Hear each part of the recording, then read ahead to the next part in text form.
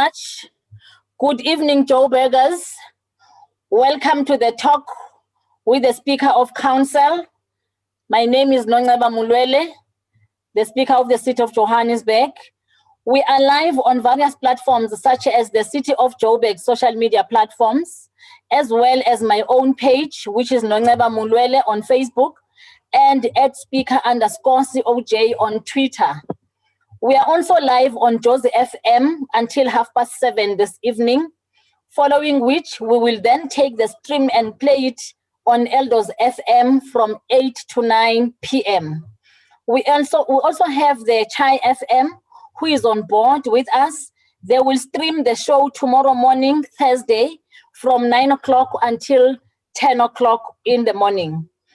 Greetings to my co-host, Dr. Fundi and Mr. Colin Hans. Greetings to the leadership on the platform. We have the Deputy Chief Whip, who is also the chairperson of the committee of the city called EISD, Environment Infrastructure Services Department, who is our usual person here. We were also expecting the chair of chairs. I'm not sure whether she has joined, but I'm greeting her in absentia. Greetings to all the listeners, all our viewers, officials, and our panel of experts. Today we have Ms. Busisiwe Ngwenya and Ms. Kanyisile Tsele. We have a house full of ladies today. Doc, welcome to you this evening, our panelists, my beautiful ladies. Before I proceed, I wish to take this opportunity to announce to the viewers that the City of Johannesburg Legislature will be hosting the commemoration of the sinking of the SS Mendi troop ships this coming Saturday at Avalon Cemetery. This is to commemorate the more than 600 men of service who lost their lives en route to France during the First World War. We will stream the service live on the City of Johannesburg and my social media pages on Saturday, the 20th of February, 2021. It will start at 1 o'clock until 2 o'clock. Please tune in. We are disadvantaged by COVID-19 pandemic. Otherwise, we would have invited you to be physically present at Avalon Cemetery. But please tune in on our platforms so that you can follow us. On that note, the Talk with the Speaker of Council is a platform that allows for the civic to be educated on many issues that relate to local government in general and the City of Johannesburg in particular. But we also strive to talk about matters that are of public interest to our local residents. Today, we are talking about the public participation process in the City of Johannesburg. Ladies and gentlemen, public participation is a key part of democracy. We are a democratic society. And because of this, we must ensure that in all that we endeavor to do, especially as local government, we do not leave our communities behind, but we take our communities along. And they are the ones who are supposed to give us mandate. It is more of an imperative, especially now during the pandemic, which has significantly altered our way of life. The success of participatory democracy lies in the meaningful participation of the citizenry. The United Nations Sustainable Development Goal, SDG number 11 of the 2030 Agenda, speaks of sustainable cities and communities. It speaks to the fact that by 2050, 2/3 of all humanity will be urban. That translates to about 6.5 billion people worldwide. Sustainable development cannot be achieved without significantly transforming the way we manage our urban spaces. Therefore, ladies and gentlemen, as we plan for the future of our cities, we must be inclusive and we must ensure that citizens are part of our planning. It must be said that public participation is also a very significant aspect in ensuring comprehensive service delivery. So, ama-communities wethu, if abaparticipate kule process, it means siwumasipala sizobe sifailile at the first step of ensuring ukuthi service delivery yenzeka kwindawo esihlala kuzo. Ayikho into singayenza without our communities, without the voice from our communities. Ingako ku-public participation le esikuyo manje si-encourage ukuthi bakhulume basitshene izidingo zabo nezinto esingazenzanga. I-Chapter 7 ye-Constitution speaks to our objectives as local government. Without getting into detail, our Constitution mandate is to provide democratic and accountable government for local communities. It is also to ensure the provision of services to communities in a sustainable manner. It is to encourage the involvement of communities and community organizations in the planning process of local government, amongst others. There is a lot of legislation around the importance of public participation, and therefore, and given the fact that we are currently holding the community-based planning sessions around the city of Johannesburg as we speak, it was important for us to choose to talk about public participation today so that communities can understand exactly what it entails, its importance and its processes, and why is it important for the communities to participate. Today, we are joined by senior officials in the city of Johannesburg to unpack this topic for us. And I'm very pleased to introduce my first guest, Ms. Khanyisile Cele, who is the group head for group strategy, policy coordination and relations in the city of Johannesburg, known as GSPCR unit. We have also Ms. Busisi Wengwenya, who is the director for ward governance and community participation in the legislature of the city of Johannesburg. These two ladies will unpack public participation and will encourage people to participate on this platform. I welcome all our guests this evening, and without wasting any time, I will start with Usis Khanyisile, group head with GSPCR. Ukuthi asitshene about policy. So that we know key mandate of what the legislation says to enhance public participation. But from a policy coordination point of view, what is the policy or policies that inform public participation, especially with local government? So without further ado, I will hand over to you, Khanyi.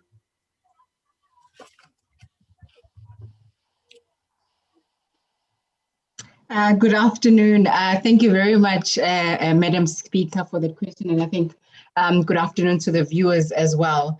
Very critical, and I think your opening statement resonates with our policy in the city that we've adopted in terms of its driving the key fundamentals of what the Constitution actually seeks to has directed us as local government to actually achieve. And so we also have the local government, Chapter 4 of the MSA, of the Local Government Municipal Systems Act, which requires the city to develop a culture of municipal governance that complements formal representative government with a system of participatory governance. And so as a city, obviously taking from the Constitution, the provisions of the Constitution in terms of what we need to do, as well as legislative prescript, we have a participatory policy in the city, which was developed in the early 2000s, which really tries to ensure that public participation remains alive in the city. However, given the latest developments in the current landscape and where we want to take public participation in the city, there is then a need to review some of these policies and practices that the city has undertaken to make sure that our public participation becomes more meaningful and it then assists the city to respond effectively to the issues that are coming through from the ground. So as and when we are consolidating inputs coming from the grassroots, we need to ensure that our strategies really respond to what is happening on the ground. So our policy stance in this instance really is to ensure that it remains alive. Our participatory policy that was developed It remains relevant, that we have the policy that we have currently, and it remains responsive to the issues on the ground. Thanks. Okay, thank you very much, Khanyi. I'm now going to hand over to my co-host, the person that I'm chairing with, who is Colin Hans from Josie FM. But before I do that, let me welcome one of our guests as well, the chairperson of Moral Regeneration Movement, MRM Interim Committee, Ms. Zandinda Mase. You are most welcome, ma'am. Ntate Hans, itindi ifitisele ho wena ntate. Diyabulela mama. You will be calling the next speaker and questions. Thank you. Thank you very much, colleagues. Thank you so much for joining us. We're coming live from Josie FM and from the council side through my co-host, Councillor Noneba Mulwele Mokhaitsu, the Speaker of the City of Johannesburg. We all know, colleagues, that public participation is a key part of our democracy. And this evening, we are discussing the critical matter as the Speaker of the City of Johannesburg, Councillor Mem Noneba Mulwele, mentioned in her opening remarks. And thank you so much to Ausa Kanyisile. Now we're moving to Ms. Busisiwe Ngwenya Olonkhoro is the Director for Ward Governance and Community Participation in the Legislature of the City of Johannesburg. Welcome to the show, and please tell us, talk us through the public participation process from the community-based planning to integrated development plan to budget cycles, etc. Ms. Ngwenya? Thank you very much, co-host. Good evening, Madam Speaker, and all the leadership of the City of Johannesburg. May I take the opportunity of thanking the Speaker for making us part of this important discussion. And Tate Hans, your question is about the process of IDP, CBP, and the budget. Now, I'm sure we all know that budgeting, it's a continuous process. So the best way for me to explain is to start about where we are right now. But before I refer to where we are right now, is that in local government, whatever we do, we are governed by legislation. Khanyi has also referred to Chapter 4 of the Municipal Systems Act that deals specifically with community participation, and Chapter 5 deals specifically with the IDP. And one of the requirements for municipalities is that prior to implementing the budgeting process, there has to be a plan that is presented to council, and that plan explains each steps with the specific time frames. So the public participation that happens, it's within the plan that was presented to council. Our financial year as municipalities is the 1st of July to the 30th of June. Now, the relevance of knowing is that in developing a budget, it's a process, it's a planning process, and IDP is part of that planning process. And CBP, it's a mechanism that is used for ensuring that communities are part of this process. We are currently busy with CBP sessions, and it's February. Under normal circumstances, Mr. Hans, this process should have happened in November, which is the second quarter of the financial year of the municipality. And during that time, the municipality goes back to the community to say, this is what we have budgeted for, these were your needs, and this is what we are implementing. And whilst we are implementing, kindly provide us with your new needs for the new financial year. I wish to indicate that EIDP, it's a 5-year plan of a municipality. And it's 5 years because that is the term of office for local government. So in short, in terms of the process plan, in one financial year, there are 2 opportunities for communities via CBP to be consulted by the municipality. Firstly, during November, which is what is happening now, we are giving feedback as to what is it that we have done, what is it that we haven't done, and what is it that we will still want to do. From the information collected right now, a draft IDP is going to be developed and tabled in council in March. That draft IDP, after being noted in council, it's a draft because it lists the wish list of the communities and plans for what is possible within the limited resources of the municipality. So the draft goes to council end of March, and then in April, it's another opportunity for CBP consultation. We go back to the communities and say, this is the draft plan, and this is what we'll go through until the budget in June. So within a year, there are 2 terms or 2 different opportunities created for consulting with communities through the CBP process. I'm not sure if I'm making sense. You're making a lot of sense on paper and in that building called council.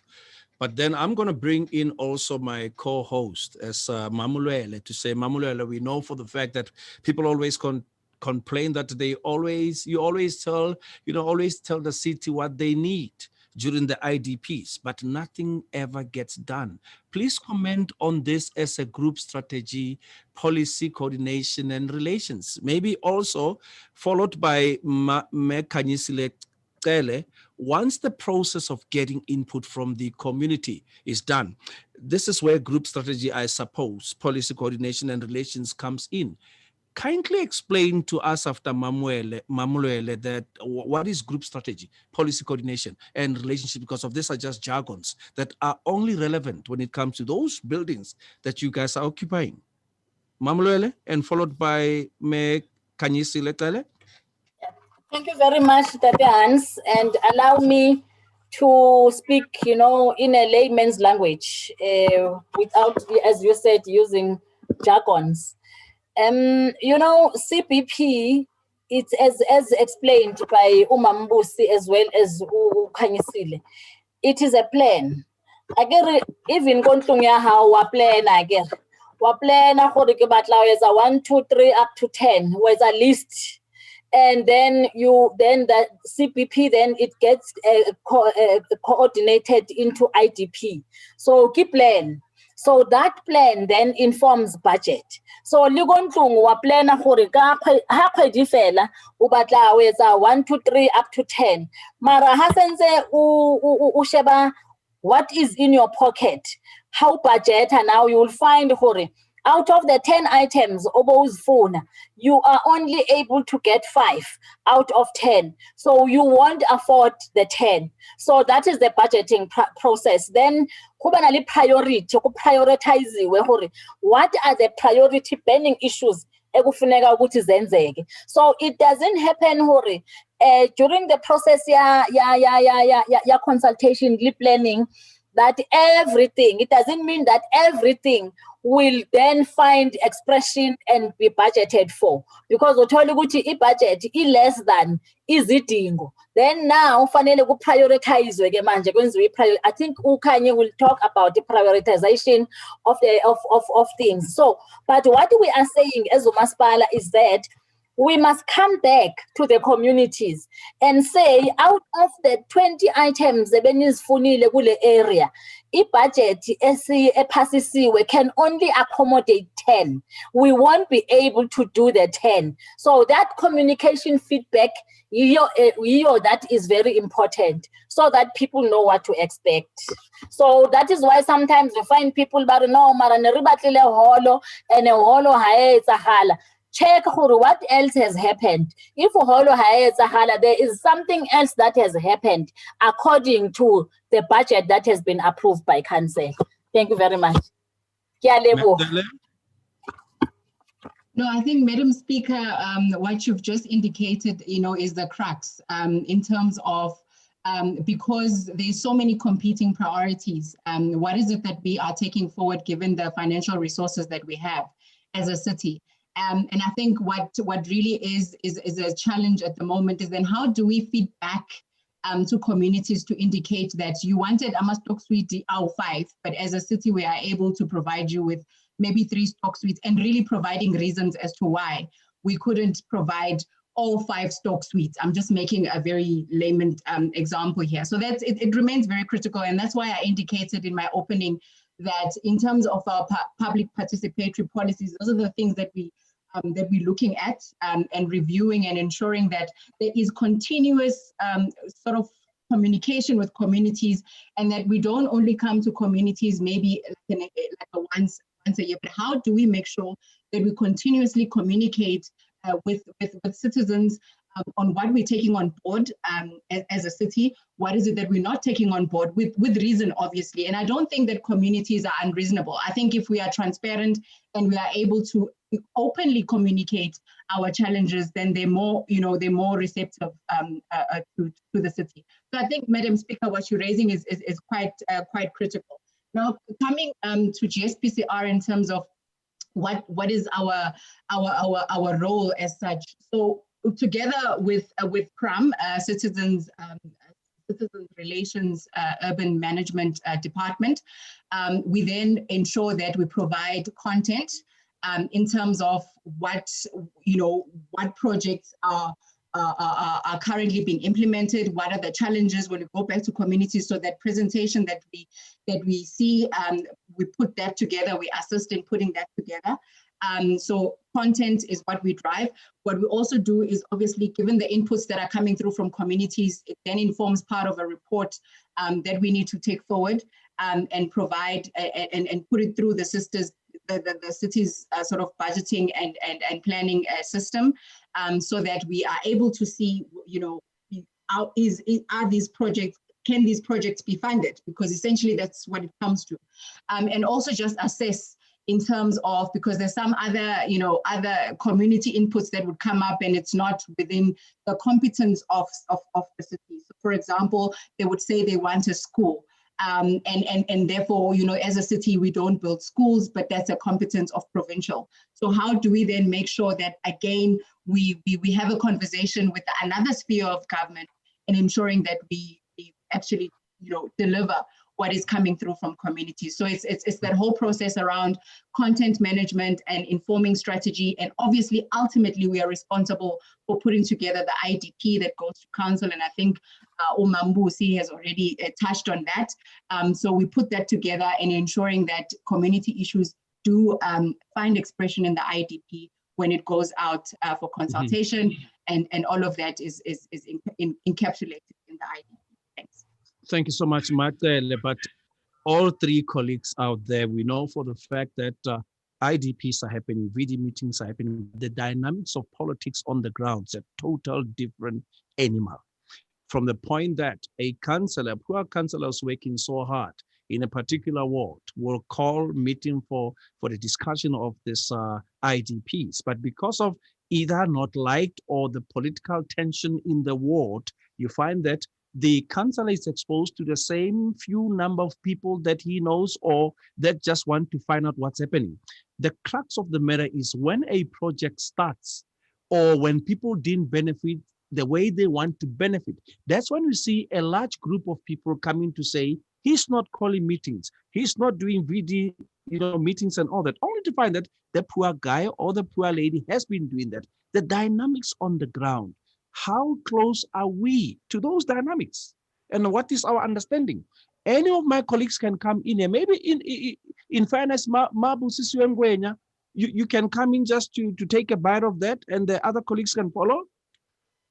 Maybe that Hans, without disturbing, if we can also delegate this question to Councillor Mfikwe, who is also responsible for service delivery on the ground, to assist. Well, maybe after Mabusi, with your permission, maybe Lena again, just to talk about those political dynamics on the ground and the blaming of councillors for service delivery failures.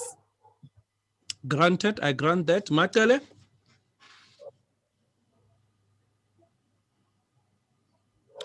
Mebusisi Ngwenya? Yeah. Thank you very much. Mtate Hans, the issue of the challenges in the communities, that's the reality that councillors are facing. And for us as the administration, the least we can do is to provide the councillor with the support that he or she needs in convening those meetings. I think as Uspika indicated, maybe the deputy chief whip will be able to assist in trying to deal with the politics on the ground, because Uspika is right. Councillors get attacked for example, the problem with Eskom right now.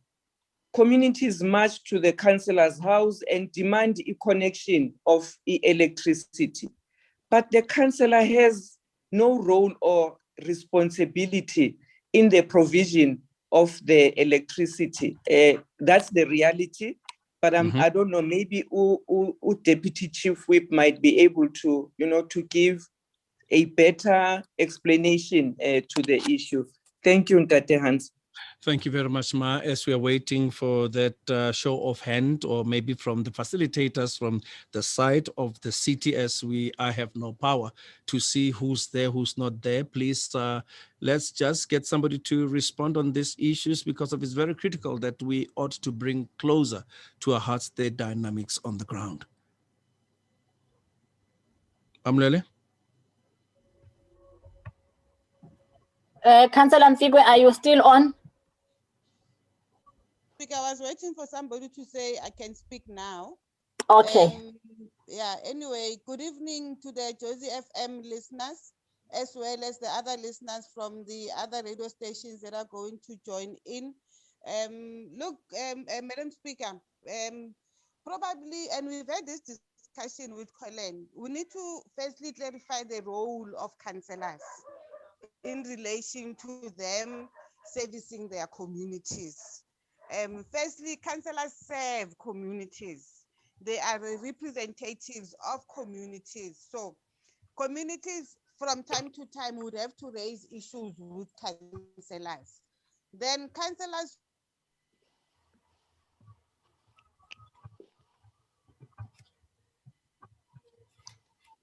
Mamfikwe? Then elevate those issues to either the exec they are working with of those issues. Granted, because sometimes that communities would want, and the fact that communities would have given those issues to their ward councillors and to PR councillors in instances where both are working well, would make the communities to be very frustrated. And they would go to councillors and take out the frustration. We have indicated, and through even Colin's show, that it is wrong for communities to come and fight with. We have informed Eskom. A good case in point is the Eskom situation. Council and councillors do not have jurisdiction over Eskom. Eskom is ran and controlled by national government.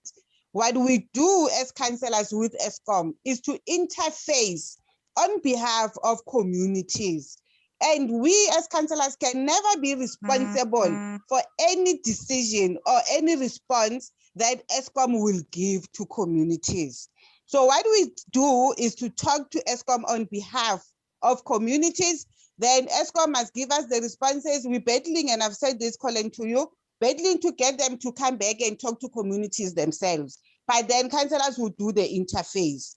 So that is important for our communities to understand that councillors are not responsible, Madam Speaker, for instance, doing a road, you know, for cutting trees, for cutting grass, for making sure that electricity is there. But councillors must be able to say to city parks, in my ward 22, there is overgrown grass, there is trees that are big. Can you please come and cut? Because my community has raised these issues with me. Then city parks and whoever else must come and cut. If they do not cut, we can never fault councillors for that. Basically, councillors are doing oversight over all these entities, a very limited oversight over ESCOM, but for the cities, entities, and departments, councillors are doing oversight and raising and elevating issues that they're able to pick up. So it's just unfortunate that most of the time our communities do not understand that once councillors have issued or elevated their issue or escalated their issues, then councillors cannot come and say to an official, you know, because at the end of the day, the executive that is led by the executive mayor must be the one that whips the officials more than us as councillors, because they are signing scorecards, they are responsive on these issues. For me, it's important, and I think this process and this program, Madam Speaker, helps us in clarifying some of these roles. And it is important for our community to know that councillors represent them in council. So whatever councillors take must be from communities to council, so that council can respond and sort out the issues that councillors for their communities are raising.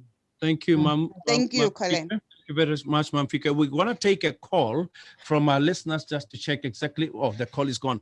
Ma'am Fika, I'll just say to the Speaker of Council, we know for the fact that the three priorities of governing are namely education, followed by education, and lastly, education. If it comes to a push, we've seen how the creatives were hit by the pandemic.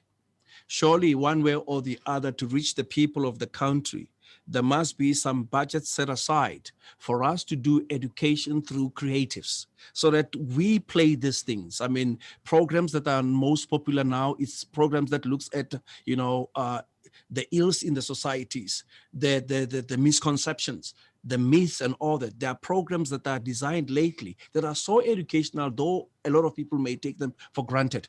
Why can't we go that route where we put our budget into creatives and say, you creatives out there, you must tender for somebody who can come up with a program that will look and depict these environments, however worse, however good, so that people can then learn through what they see. Because of people, when they watch these things, there is somehow the mindset shift of some sort. At what point is education becoming important now that we're seeing there's so much discourse on the ground, and it's all about on the ground? On paper, clean. IDPs, clean. Choose what you like, clean. But what is the determining factor that whatever we choose in our community is not going to be narrowed to, it's not our principle, it's not our discipline? Because of people are tired of hearing that. Okay, let me respond and bring back the meeting. That this is one of the reasons why we are doing community participations now. That is why we are bringing our communities along. When it's important for really government, really masipala, anything that we do with our communities, so that we are on the same page with our communities. Our communities know well and good, and that thing does not happen. What are the reasons? So I think that is that. Maybe I think we need to, once we're talking about the educating our communities, give to Sisbusi just to tell us, Hori, with this pandemic, how do we do community education, especially with the CPP process? How do we go about in doing this process with the pandemic, where we are unable to call physical meetings, go long, like we usually do? So as we are severely affected, I think Mambuse will take us through some of the mechanisms that we do as a city of Johannesburg, especially Department Ward Governance, to undertake and mitigate against these circumstances in making sure people get the knowledge that they deserve to have from the city. And then after that, then we hear from Ki acknowledge Bamamedi ba Josie FM as well as ba Eldos FM, Lichai, and all the channels and the platform. I think that the answer, you will also be calling some callers to, and also people with messages to talk to us. Thank you. Yeah, we got some time. Let's take a call before Ma Busingwenya. Let's take a call. Caller, good evening. Caller, good evening. Caller, Sabon. Sabon abab. From Chablan, so what is Trampish? Yeah, Boba. It's a examining a copano, a percentage, or the Shalaga Swan to Perangana. And then I have to go to stay to the house of the girlfriend. But Baba. And yeah, Mama. And it's a housing department. It's very good. Okay. And then it is a so. It means I said this song, everything. Oh, okay. It can't sell a late. Yeah, it can't sell a late. Yeah. Unfortunately, the house does not belong to me. Okay. I think, please do me a favor, Baba. We are dealing with a different matter. Leave me a phone number, call 982-4134. Leave me a message there because it's a different topic you're talking about. Share a reception. Baba, share a message, a reception, 982-4134. Leave the message for me there. Let's go back to the panel. Yarona will help Baba on the other side. Mama Busisi Wengwenya, the dynamics around the case, the pandemic is not allowing us, whether we like it or not, where we are, the pandemic is not allowing us to see this wonderful participation happening in wars and what. Just apply mechanisms possible for the new normal. Thank you very much, Tate Hans. I think one of the most popular alternative means of communication, which we have found and have exploited, is the use of WhatsApp. With WhatsApps, we are able to, upload videos, post e-booklets about whatever topic that you want to present. And one of the topics that we presented before is on petitions, how to lodge a petition, which is a way of saying to the community, your counselor is there to help you deal with whatever problem you have through the petition system. So the counselor can't attend to your electricity or grass problem, but the counselor can help you address the issue through the petition systems. And other ways of reaching out, it has been through emails.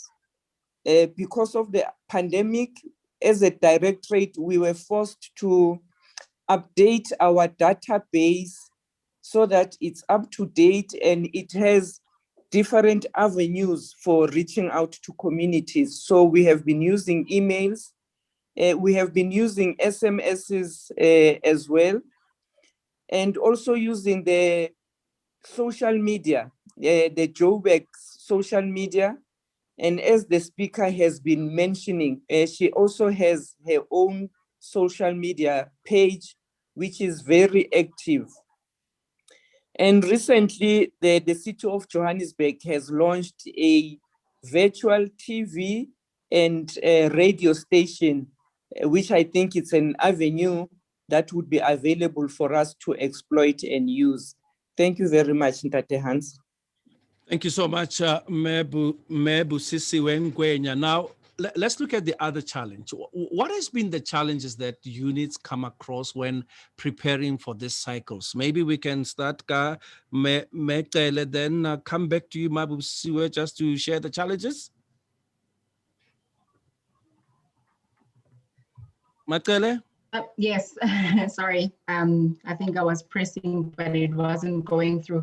I think in the past, maybe getting maximum participation coming through, so that community input becomes a true reflection of the needs of the communities at large has been a challenge in the past. So getting people coming into a hall in some parts has been a challenge. However, I think through our virtual platforms that we've undertaken as a city to engage with communities, compared to previous years, we are seeing more people. I mean, our very first meeting, I think we had, I don't know, about 160 something odd people. And I think in the past, there has been a challenge to get the feet coming through, walking through those halls.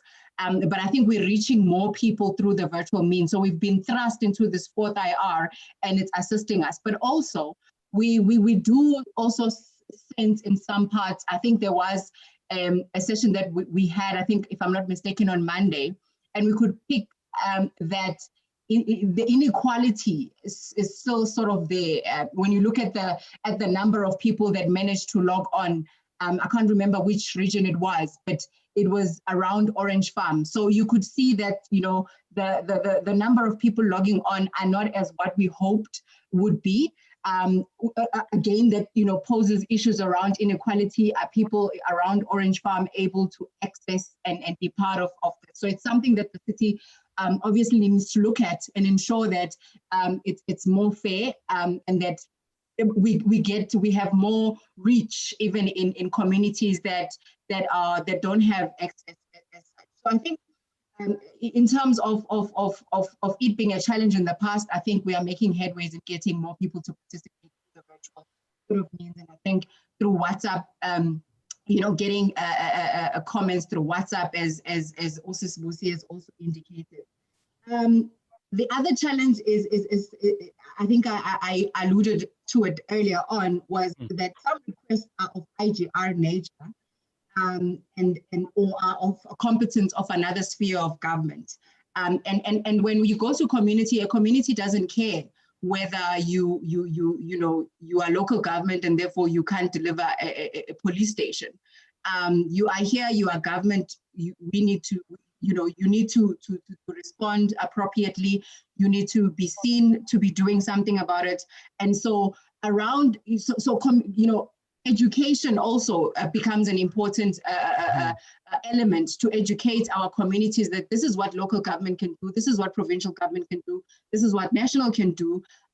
But however, we are one government, there needs to be mechanisms on how we speak to each other and how we complement each other so that there's no gap in as far as when we need to respond to community. The other one obviously is for me is about the fact that given issues that are coming through, the fundamental truth is that we still have issues around financial resources. As a city, we would want to respond to myriad of things and be responsive and deliver. But there's always competing sort of issues and we always have to prioritize. So, and prioritization really becomes a challenge of its own. So what is it that we can actually take forward and what is it that we can't take forward because we don't have unlimited resources? So that becomes also a challenge in as far as us as bureaucrats, that we want to make sure that things actually happen and move, and we'll do all that we can. But given the limited resources and obviously the ailing economy, revenues are shrinking. We as a city are feeling that the fact that the economy is ailing, and it's revenues are shrinking, it becomes a problem in terms of what is it that we then need to prioritize and what is it that will make an impact on the men on the streets ultimately. For me, those are the sort of challenges that I pick up. But I mean, there's myriad of other challenges. Thank you, Makele. And I like it because of you mentioned this issue that communities out there do not care. To a point that I think it's also important, goes to council, that anybody who finds themselves in a leadership position must expand knowledge of knowing what's around them, so that it's easier, because of people need answers. And if the issues that we find on the ground is that when people avoid them, there comes an approach of conflict. And we don't want to find ourselves in that space. So it's important that leadership, irrespective of local, provincial, and national, at whatever sphere where you're calling a meeting, people expect you to have a bit of knowledge so that you can readdress them and give them a surety that education is what you have. And you know that though it's not your competency, allay the fears, so that people can then start trusting you on those issues. Mukansala Rawame, my co-host, I even saw also acknowledging Dr. Nyati, my official spin doctor. Is not by profession, but it's what I called at him. And I acknowledge you, Dr. Nyati, and other people taking part. Then you want to have one bite, Dr. Nyati? No, I think let me let this one pass. Wonderful. I acknowledge your presence. Thank you so much, sir. Now, we're encouraging community participation, Doc. So if you are not participating, it means you don't want to be part of community participation. Now that you're on the platform, because I'm just going to leave you now, I just want you to look at that point where we actually expand education for our own councillors, so that they must have a clue of what happens in other disciplines. It mustn't be like it's taken like our councillor is arrogant. When you talk about housing that we even spoke about in our wish list, we'll tell you that's not my business, that's not my competence. So how best can we empower this environment that our councillors should be loaded with a lot of information, even across their disciplines? No, when councillors join council, part of the induction of councillors and adherents, one, they are given the rules of council. Two, they are given a code of conduct for councillors, and they are taken through the code of conduct for councillors, which includes how do you conduct yourself as a public representative. And there are also many more skillings or sessions, or what do you call it? There are many more sessions that councillors are being taken through. I remember myself when I started to be a councillor in year 2000, I went to a course, and in fact, I went to a number of courses. I think ourselves with Councillor Mfigwe, our group, we went to a number of courses, and part of, or one of the courses was about how do you manage your anger as a person? How do you manage your temper? It was about managing yourself. How do you stay put even in difficult circumstances? Because if you are a public representative, you come across different kinds of people or different characters. Sometimes people would swear at you for something that is not, within your ambit. People will call you names and all that in a particular meeting. Then you need to know how do you then respond, and how do you hold yourself, because everybody can be angry, but how do you then manage your anger as a person? So councillors are being taken through different courses, and which includes how to govern. Because remember, sometimes when you've been elected as a councillor, you have never governed before. And there are those opportunities in council where you are taken through how government works first as a public representative. So you are, as councillors, we are loaded with a lot of experience now and a lot of knowledge in terms of how do you handle community issues. So our councillors are really taken through that process. The unfortunate part is that that process is only for councillors, not for the communities themselves. That is why now we are embarking on community-based education, on communities, on empowering our communities, on what is the role of a councillor. And even now, in the process of CBP, what is the role of councillor? Because our councillors are also part of this CBP process. They attend all these sessions with their communities, and their voice there, it's about the communities. They talk about the issues of their communities. Mamlele ere nna ke go leboge mmaruna jaaka ke tsa morwalo ke o sia le wena ke itse I'll get a briefing ya gore what happened ha fetsa go tswela mo radio jalo ke tsa tsotlhe ke di fa wena Mamlele. Thank you so much, and to all the lovely guests, Miss Busisiwe Ngwenya le me Cele leboga go menagane me Mfikwe go tsena jalo Mamfikwe ke ra gore Mamlele o tla tswela ka kganye ka Mmamoso ka itse tla mpha a transcript of what happened in the last few hours when you're still engaging with the lovely citizens of the city of Johannesburg. Thank you very much to yourself, Nate Hans, my co-host, Jose FM. Re-encourage Liba Mamedi Khori. They must engage with us. Next time, they must call, they must send messages. Once we encourage a participation of the viewers and the listeners, Kikupe Ntate Masiho, Sipo, what our viewers are saying. Hans, thank you very much. Thank you very much to Josie FM. Monday to Thursday, 6 to 8 p.m. on Josie FM. The discussion. Fellow South Africans, the first set of good news. Hans. Thank you very much, Esipo. Thank you very much, Madam Speaker. Thank you very much to Moshe as well as Collins for a very interactive discussion. Madam, I just thought maybe before I get onto the comments, because I just thought I can share this information about the number of participants that have been participating in this CBP that have been taking place for the different regions. To start off with, for Region A, there were about 110 people who attended on Microsoft Teams. And Region B, we're still going there. Region C, there were 164. Region D1, it's 420. D2, 382 people. Region E, 163. Region F had 375 people. And Region G, nearly 344. And these are just a number of people. They came onto our platforms to participate. And this excludes the people by go Twitter, like any go Facebook, and have also made their comments. And there were over 187 comments on the platforms in total.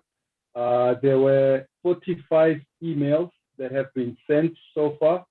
And on the website, there was 202 comments that came from the website. So as previously said, Madam, this is possibly one of the first times where a strong participation from communities and strong input from communities. So going to social media to acknowledge the people.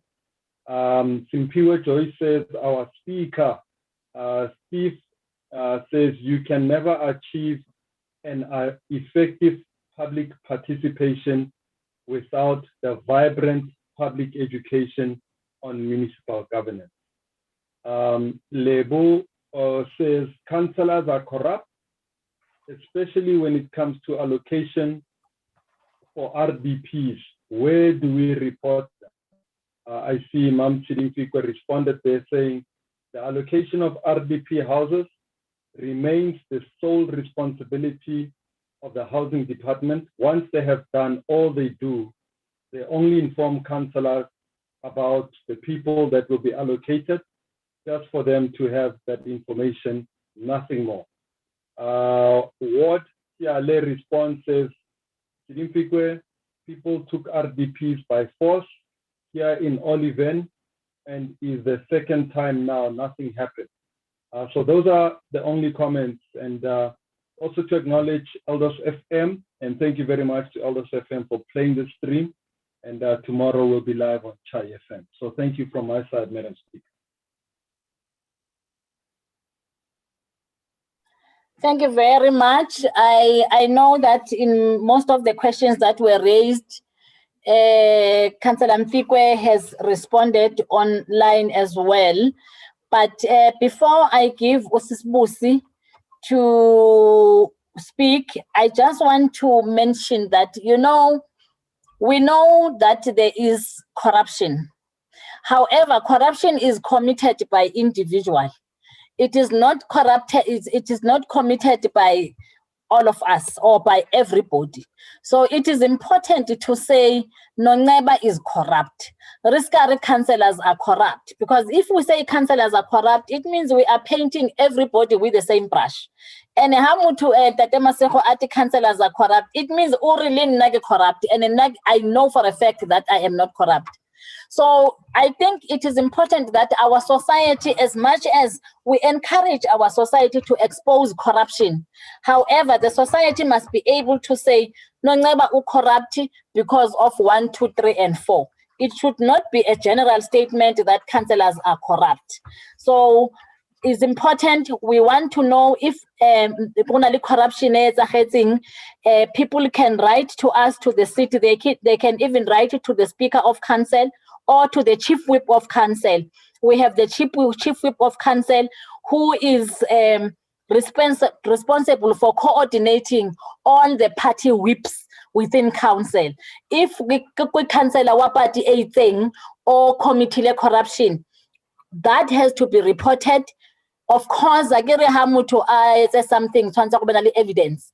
So the Chief Whip of Council will then channel that to the party that has deployed that particular council. And there are processes in council. We have ethics committee go council. We all the wrongs that councillors are doing. The ethics committee is about the conduct of councillors. Then on top of that, we also have the integrity commissioner. Integrity commissioner is the vanguard for the code of conduct for councillors earlier on. So there are structures within council as it discipline ama councillors that have done wrong. Council has, even in the previous instance, went to a position it dismiss a council. There are councillors that have been dismissed. Obviously, there are processes.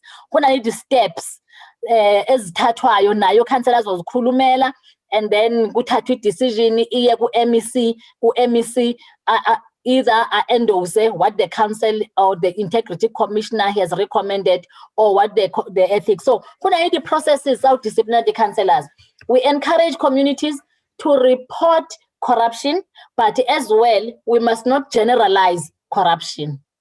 Thank you very much. Mambusi.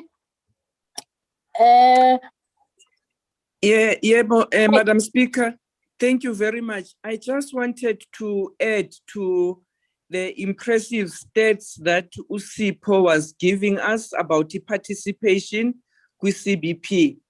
The stats that USIPO gave us, it's halfway through our sessions. So we still have about 15 more sessions to run, and the 4 sector, which is youth, women, PWDs, and business. So it's that Sagasipo, impressive, but it's for half the sessions that we have planned for. Thanks, Madam Speaker.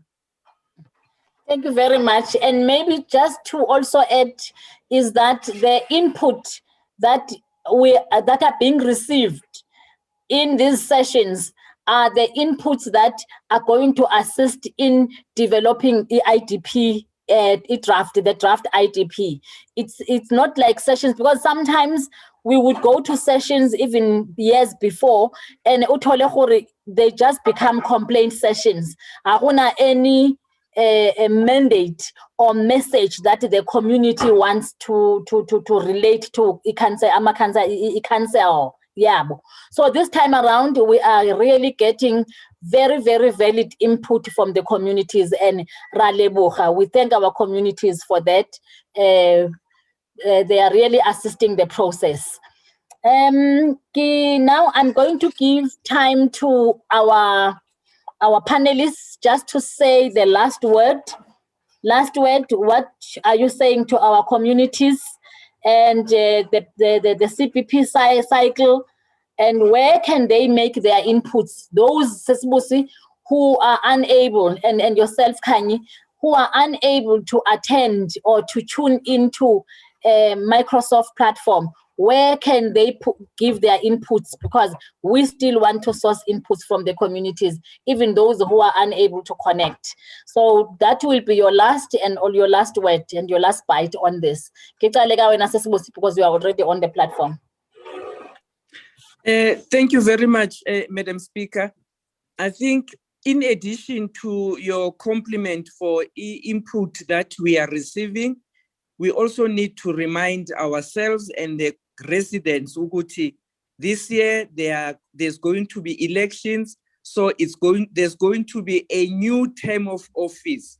So the contributions that we are receiving are also going to shape the new IDP for the new office, political term of office. But in response to your question, Madam Speaker, communities who were not able to attend the virtual sessions, we have an email address that is dedicated for communities, residents, and stakeholders to still give their input.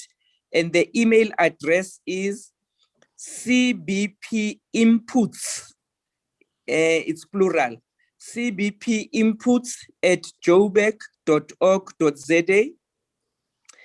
And they can also submit their input on the Jobac website, www.jobac.org.za. They will find a page there where they can submit their input. But for the benefit of those who cannot have access to internet, we are also providing input forms that can be dropped at the different offices, Zama councillors. So if AMA residents want to know where they can drop, please feel free to contact me, and then I can refer you to the relevant officials or office where you can drop your input. My name is Busisi Wengwenya, and you will be able to find my number in the city of Johannesburg. Thank you, Madam Speaker. Thank you very much, Mamungwenya. Thank you very much, Director. And Khanyi, Ms. Tele. Thank you very much, Madam Chair, and thank you, Sis Busi. I think my last parting words is really to encourage communities to really partner with the city on various issues. And I think it's important that we educate communities, and I think it came out pretty strongly here in the discussions today around education, around how do we then make use of education for communities to understand how how local government really works, so that when we do have these engagements on the basis of all of us understanding our different role players. So continuous education needs to happen, but also just to encourage the communities to really get in touch and come through to the sessions and form part of the new term in terms of the priorities that would be taken forward in the new term. As Busi has indicated, now we are heading towards elections, so they need to go out there, they need to vote, they also need to assist the city in mapping a way forward for the city, so that the city then responds to what matters to them. And unfortunately, the city and the officials cannot do that without the residents. So it's really a journey that we need to walk together collaboratively with the citizens. And lastly, just to indicate that when the city does provide or respond through projects or capital projects, we also implore citizens to actually look after those projects in their communities. So if it's a community hall, we implore citizens to look after the community hall. It's their hall.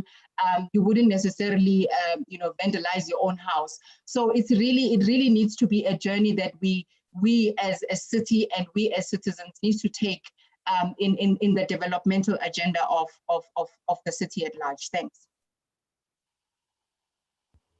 Thank you very much, Ms. Tele. Thank you very much. Councillor Mfikwe, your last parting words. And after you, it will be Doc. Thank you, Madam Speaker. Okay, thank you, Madam Speaker. Let me thank the radio stations that we've partnered with.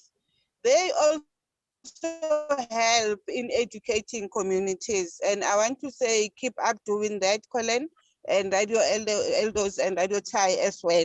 We really appreciate that you are allowing us to be our voice. It is indeed important to educate, Colin, educate, so that at a point all of us understand that councillors and us as citizens have equal responsibility in the governance of local government. You know, so for me, Madam Speaker, it's important that we understand that public participation cannot happen if residents themselves are not active participants. So I want to say, let us continue engaging. Communities know where to go, what to do, because if they are not there participating, we will be sitting there as council and taking wrong decisions that are not going to benefit them as the residents of Johannesburg and anywhere else where there are local governments and residents. So thank you for this opportunity, Madam Speaker. We also continue educating our citizenry. So I want to say big up to you and to your team as well. And Dr. Nyati always being there for you, being a willing player. I hope I can talk for style when I Dr. Nyati, that you must do this too. You know, but thank you very much. You make jobac great, all of you, including the team in the Speaker's office. Thank you, Madam Speaker. And you too, Madam. Thanks. Thank you very much. Thank you very much, Chairperson Mfikwe. It is Sivengayo, Dr. Nyati, to go to Fostiwe. Dr. Nyati, your parting shot. Well, thank you very much, Speaker. I've not been forced by anyone. I think I was born of teachers, you know, and so I think somewhere within me, there's a part of me, you know, wanting to facilitate things that have to do with teaching and empowerment. But as a citizen of Joburg, I think it's important that the municipality, you know, is able to reach out to its people. I also, from time to time, get frustrated about billing issues, but we'll talk about that on another day. You know, it's one big issue that I hope one day we will be told that it is history. But for today, I was glad to just listen and hear what other people are saying. And thank you very much for the opportunity. Thank you very much, Dr. Nyati. In fact, I think the team is listening. In one of the sessions as part of community education, we will indeed ask people who are working with billing to explain how do they determine billing and how do they reach and how does it work and how do they calculate your usage of the services and how do you get billed. So yeah, because you are not the only one who's talking about that. We've had some from other community members complaining about billing. So we will really invite the MMC responsible as well as the people who are directly working with the bills.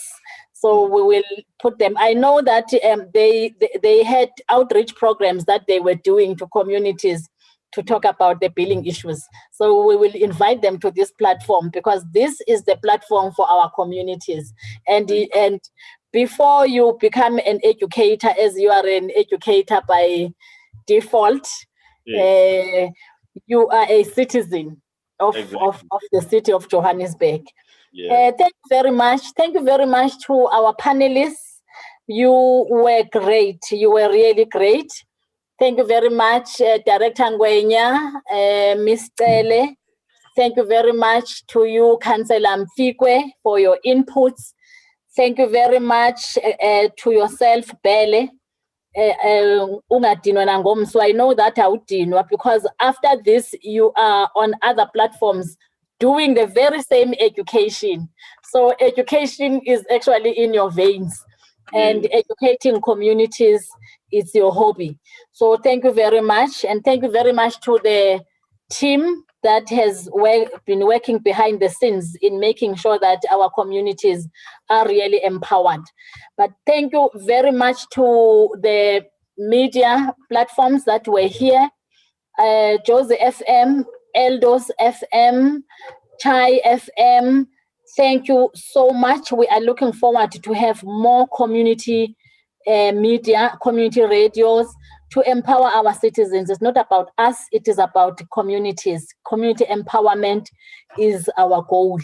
Thank you very much. We are in the CBP process. CBP inputs at jobac.org.za. If you are unable to tune in into our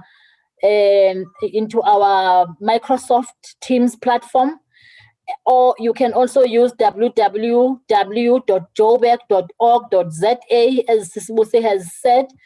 But please, we need your inputs. We are together, we are partners. Yourselves as community members and the city of Johannesburg, we are partners. Without you, the city won't be able to function. You are very important stakeholders of the city of Johannesburg. Indeed, Kanye spoke about the importance of voting. We will come back and not tell you whom to vote for, but to tell you the importance of voting, the importance of having your voice in the governing of the city. Together, we shall really take this city of Johannesburg, the city of gold, to another level. Thank you very much. Thank you. We have come to the end of the session. Thank you very much. Thank you, Madam Speaker. Thank you. Bye. Thank you, Madam Speaker. Thank you, everybody. Bye. Thank you, Madam Speaker. All the best people with the Everybody. Good night. Thank you. All Night. Nana, thank you, Zandinda Mase. Thank you, Doc. Appreciate it, Doc. Doc, you're rocker. Doc is a rocker's doctor. 18-year-old. You'll pull some muscles there. Doc is a doctor. Is a doctor with a difference. He's rocking. Yeah, rock dog. Yeah. Hey, Doc. Keep well. All right. Cheers, man. Hello, Sis Vesu. Sis Vesuliwe is still here from the MRM. I think she's left. Suliwe. Thank you very much. Suliwe, Thanks, thank Madam you very Speaker. much. Thank you, man. Bye. Bye.